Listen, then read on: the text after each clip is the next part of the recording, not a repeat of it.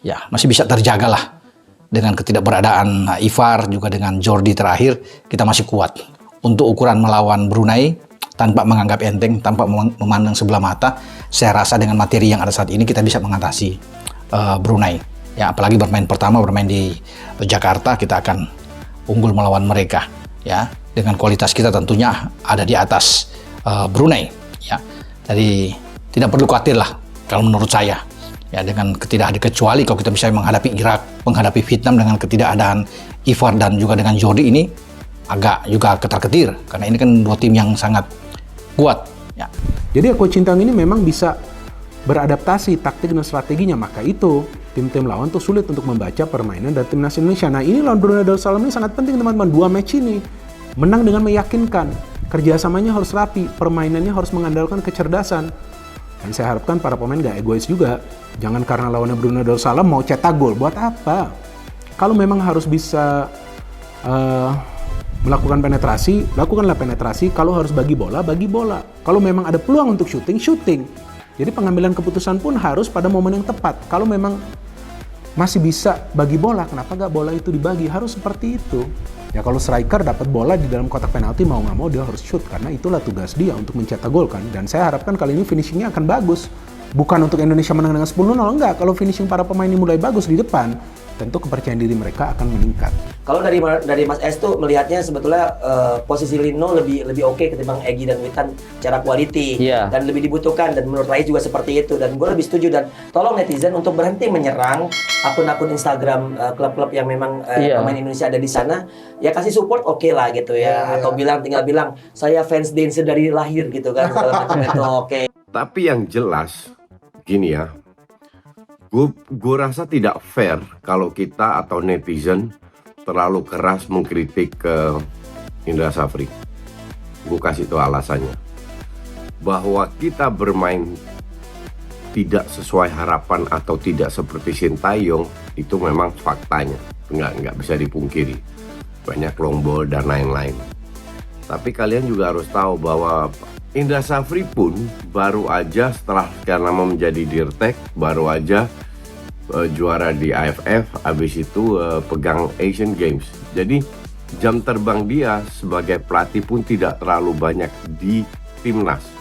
Beda sama klub, beda sama UU sebelumnya, karena dia sempat vakum kan. Sempat vakum karena dia menjadi Dirtek. Jadi nggak gampang, sama sekali nggak gampang, dan gue rasa tidak fair untuk terlalu menjudge terlalu keras bahwa kalian tidak puas, mungkin gue juga nggak puas dengan hasilnya. That's okay, ini bagian dari proses, dan gue yakin Indra Safri dan timnya pun belajar, dalam arti mereka melihat lagi kesalahan yang terjadi itu di mana. Nah, yang lucunya saya baca berita, ada berita di media-media online bahwa pelatih Indra Safri merasa puas atau merasa bahwa penampilan tim Indonesia lebih baik dari Korea Utara. Padahal kita kalah 0-1 kan di pertandingan terakhir. Untung itu juga lolos ke 16 besar. Jadi lolosnya itu menurut saya nggak pantas, nggak mengesankan gitu loh. Lolos dengan apa ya? Ya kalau kata netizen katanya hoki caranya kan lolosnya gitu. Nah, jadi saya agak tergelitik dengan berita yang muncul ketika Indra Safri mengatakan bahwa Indonesia tampil lebih baik dibandingkan Korea Utara gitu loh. Ada satu nama yang absen dari daftar timnas Indonesia senior untuk lawan Brunei Darussalam, yaitu Ivar Jenner, gelandang andalan dari FC Utrecht, yang ternyata mengalami cedera. Ivar Jenner tak masuk ke skuad 25 pemain yang dipanggil untuk laga babak pertama kualifikasi Piala Dunia 2026 zona Asia pada tanggal 12 dan tanggal 17 Oktober tahun 2023. Kehilangan Ivar Jenner merupakan pukulan keras bagi timnas Indonesia, mengingat kontribusinya yang besar dalam tim. Oleh karena itu, Sintayong harus segera mencari pengganti yang sesuai untuk mengisi posisi tersebut. Salah satu pilihan yang bisa dipertimbangkan adalah Rahmat Irianto, gelandang dari Persib Bandung. Rahmat Irianto dikenal sebagai pemain yang cerdas dalam memotong aliran bola lawan dan memiliki kemampuan distribusi bola yang sangat baik. Kemampuan ini sangat berharga dalam membangun serangan tim. Dalam formasi 3-4-1-2 yang mungkin digunakan oleh Shin Tae-yong, Rahmat Irianto dapat berperan sebagai gelandang sentral bersama dengan Mark Klok. Kolaborasi antara keduanya akan mendukung peran playmaker Marcelino Ferdinand yang akan membantu dua penyerang di depan.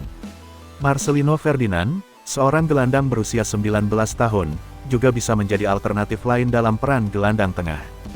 Dia dapat diposisikan sebagai gelandang double pivot, bekerja sama dengan Mark Klok di lini tengah timnas Indonesia. Dalam menghadapi laga penting melawan Brunei Darussalam, Shin Tae-yong harus memilih dengan bijak untuk menggantikan Ivar Jenner. Rahmat Irianto dan Marcelino Ferdinand adalah dua pilihan yang menarik untuk mengisi peran tersebut, dan keputusan pelatih akan sangat memengaruhi jalannya pertandingan. Semoga pengganti yang dipilih dapat memberikan kontribusi yang sama berarti seperti yang dilakukan oleh Ivar Jenner dalam skuad timnas Indonesia. Timnas Indonesia akan menjalani prakualifikasi Piala Dunia 2026 lawan Brunei Darussalam pada 12 dan tanggal 17 Oktober mendatang. Laga pertama rencananya dimainkan di Palembang, Sumatera Selatan. Pelatih timnas Indonesia, Shin Tae-yong telah memanggil 25 pemain. Mereka diminta berkumpul pada tanggal 9 Oktober tahun 2023 nanti. Beberapa pemain yang berkiprah di luar negeri seperti Asnawi Mangkualam, Jeonnam Dragons, Pratama Arhan, Tokyo Verdy turut dipanggil. Lalu ada nama Sandy Walsh, KV Mechelen, Jordi Amat, Johor Darul Taksim FC, Sain Patinama, Viking FK, Sadil Ramdhani, Sabah FC, Rafael Struik, Ado, Den Haag, dan Elkan Bagot, Ipswich Town.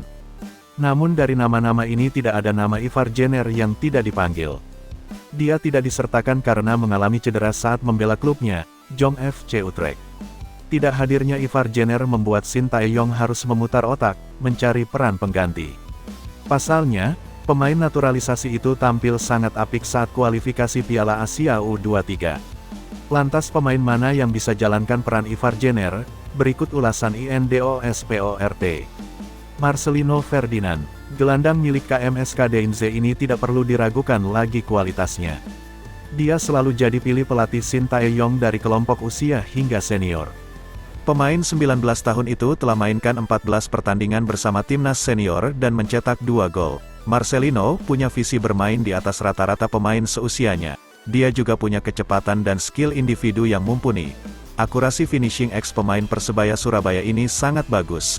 Akan tetapi, kondisi Marcelino saat ini diragukan untuk tampil. Dia masih jalani pemulihan setelah alami cedera hamstring sejak pekan lalu ketika jalani latihan bersama KMSK Deinze. Pemain Arema FC dan Persib jadi opsi. Arhan Fikri, gelandang milik Arema FC ini belakangan mulai curi perhatian Shin Tae-yong. Dari Piala AFF U22 hingga kualifikasi Piala Asia U23, Arhan selalu jadi pilihan di starting C. Panggilan untuk lawan Brunei merupakan yang pertama Arhan ke timnas senior. Dia punya kemampuan menyerang dan bertahan yang sama baiknya. Visi bermain Arhan juga cukup bagus. Sebagai gelandang serang, box to box hingga gelandang bertahan. Ia berpeluang dimainkan saat jumpa Brunei seiring cederanya Ivar Jenner dan belum pulihnya Marcelino Ferdinand. Mark Klok, pemain Persib Bandung ini seperti tak tergantikan di lini tengah timnas Indonesia. Klok biasanya disandingkan dengan Ricky Kambuaya hingga Rahmat Irianto. Sejauh ini, pemain naturalisasi itu sudah mainkan 16 pertandingan dengan catatan 4 gol. Klok punya operan jarak jauh yang akurat dan kuat dalam bertahan maupun menyerang. Dia bisa saja diplot masuk starting si lawan Brunei. Gelandang naturalisasi timnas Indonesia, Ivar Jenner yang baru-baru ini mengalami cedera saat membela Jong Utrecht di kompetisi Belanda, tidak masuk dalam daftar 25 pemain yang dipanggil untuk skuad Garuda Senior yang akan bertarung di putaran pertama kualifikasi Piala Asia 2026 zona Asia melawan Brunei Darussalam. Cedera tersebut membuatnya tidak dapat berpartisipasi dalam laga jeda internasional Oktober ini bersama timnas Indonesia Senior. Melalui Instastory, Ivar Jenner mengungkapkan rasa kekecewaannya karena harus melewatkan 2 leg pertandingan timnas Indonesia melawan Brunei Darussalam. Gelandang sentral berusia 19 tahun tersebut nampak sangat frustrasi dengan situasinya.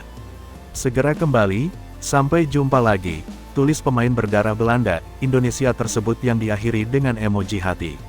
Awalnya, Ivar Jenner sebenarnya masuk dalam rencana pelatih Shin Tae-yong untuk jeda internasional Oktober ini. Timnas Indonesia akan jadi tuan rumah lebih dahulu pada leg pertama yang digelar tanggal 12 Oktober nanti. Untuk leg kedua, giliran Timnas Indonesia tandang ke markas Brunei Darussalam di Sultan Hasan Al Bolkiah Stadium pada tanggal 17 Oktober tahun 2023. Jika Timnas Indonesia berhasil mengalahkan Brunei Darussalam, mereka akan maju ke ronde kedua kualifikasi Piala Dunia 2026 zona Asia dan masuk dalam grup F. Di grup F, Timnas Indonesia akan bertemu dengan Irak, Vietnam, dan Filipina.